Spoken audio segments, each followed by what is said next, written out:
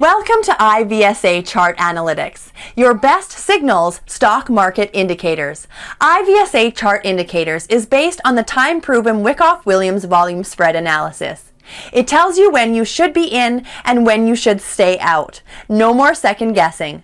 It features a stock screener that allows you to follow the smart money. You virtually get in before the public does. Profit with the smart money. Simple, accurate, and available on desktop and mobile devices. Test drive our IVSA chart now. Thank you, Studio B. Hello and welcome to Stock Review with me, Trishna Patel. We will be looking at the stocks covered in corporate profile this past week. And I have JC here from TradersTruthReview.com who will help you understand these stocks from a technical standpoint. Thank you, JC, for joining us today. Thank you, Trish. It's good to be back here again, and I'm happy here to review the stock review for our corporate profile. So let me kick it off with KSL Holdings Berhad. The KSL Group is a property developer and manager with focuses primarily in township development. It also has a number of successful projects in Johor Bahru, including in Iskandar, Malaysia. But this one has been quite under the radar. So JC, please walk us through your price and volume chart for the past 18 months. Now, before I show you the 18-month chart, let me just show you what has happened to last 6 months in here. As you can see, KSL has been a property player both in the Johor and as well as Selangor, particularly in Klang. Now, smart money know about these things, and you can see over the last 6 months, especially from April to July, there have been a lot of accumulation. Now, the accumulation you can see from the chart here, it's those green up arrow bar, and then not until mid-July where they begin the stage 2, the markup, and since then the stock has almost gone up by 100%.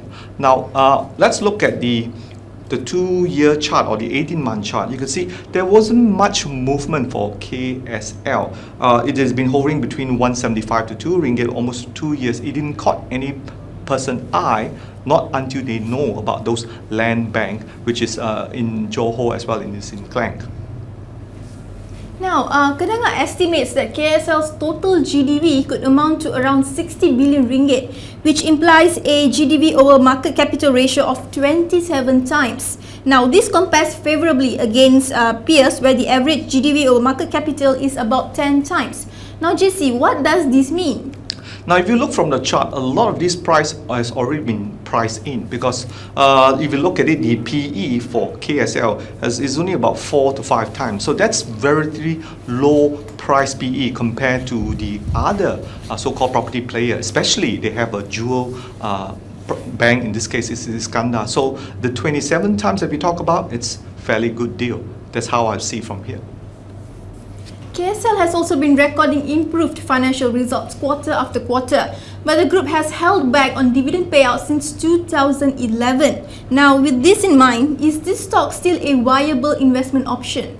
Now, if you look from a dividend play, they may not pay at all, partly unless the shareholders or sort of like, demand for it. Because like it or not, property and construction company like KSL do need those hard earnings to really finance your project in here, and I think maybe a better not paying would be good for these stocks. But at the same time, if it does pay, a lot of these already been priced, and that's why we're seeing this chart really in hovering around 4 ringgit. But remember, 420 may as high as it can go.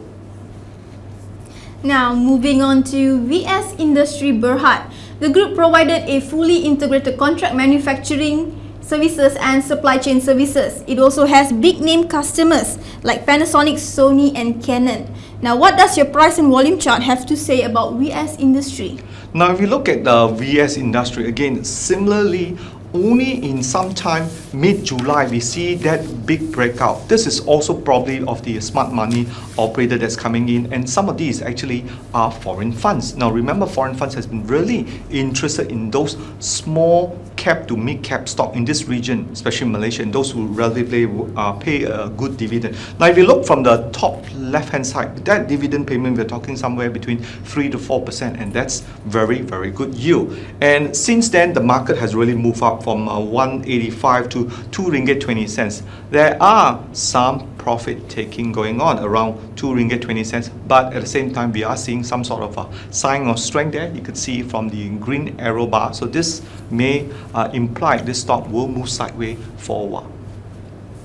Thanks, JC. Now, Kenanga learned that VS is about to ramp up its production to fulfill an order for a coffee brewing machine. VS had previously produced 2 models for its world-renowned client. Now, coupled with its existing steady business from other segments, Kenanga estimate that VS financial year 14 earnings will grow by 43%.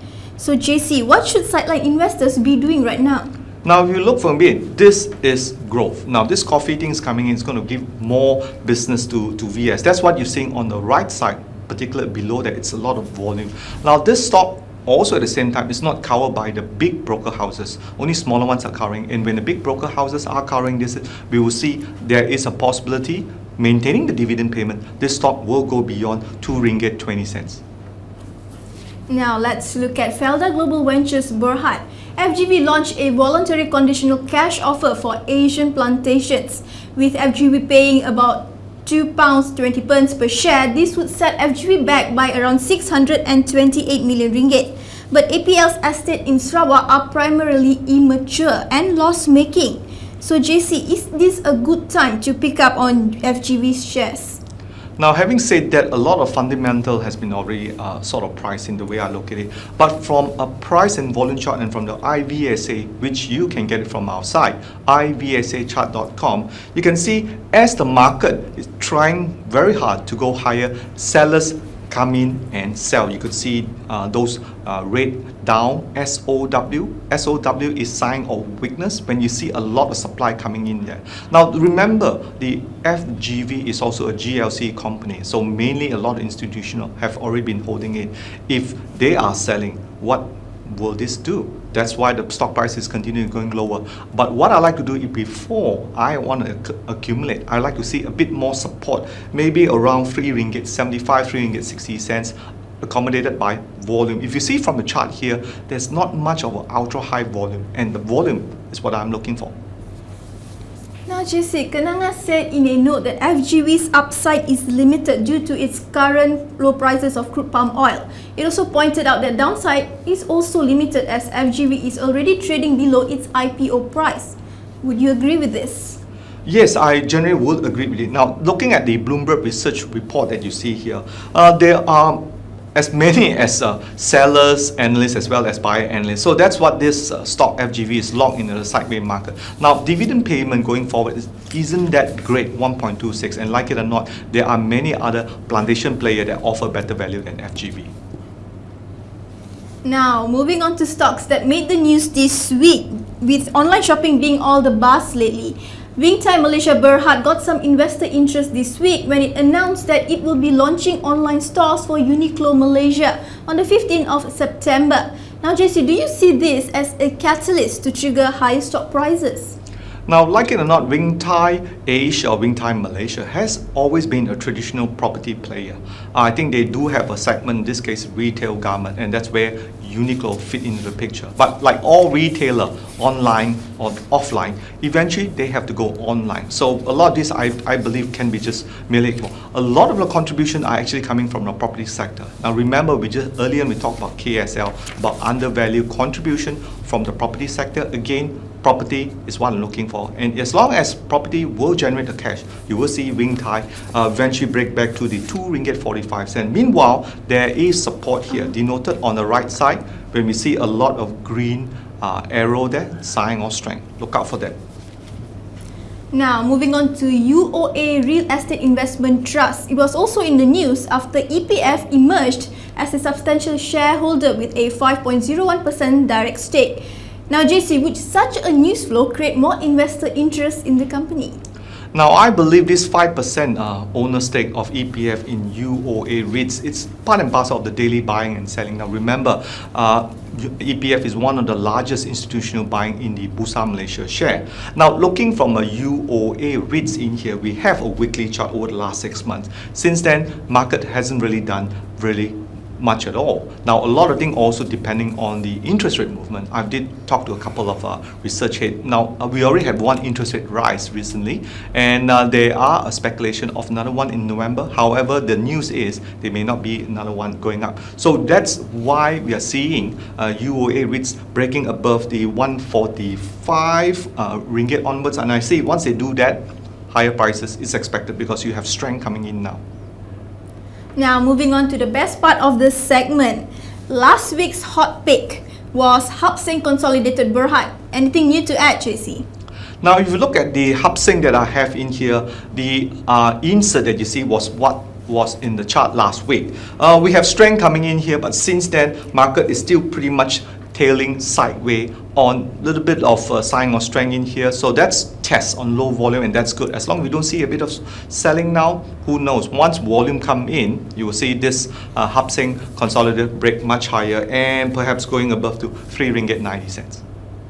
So JC, you know that we can't let you go without hot stock for the week.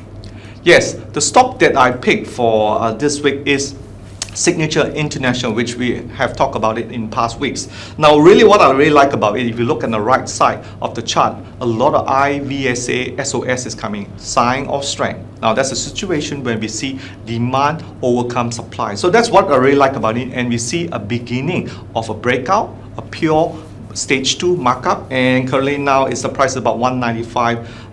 Holding this level in here with volume coming in, perhaps then we will see like going above 210, 220. Thanks JC for your valuable insights. That's all the time for today, but be sure to catch Stock Review next Wednesday for more hot stocks. Have a good trading week. I'm Trishna Patel.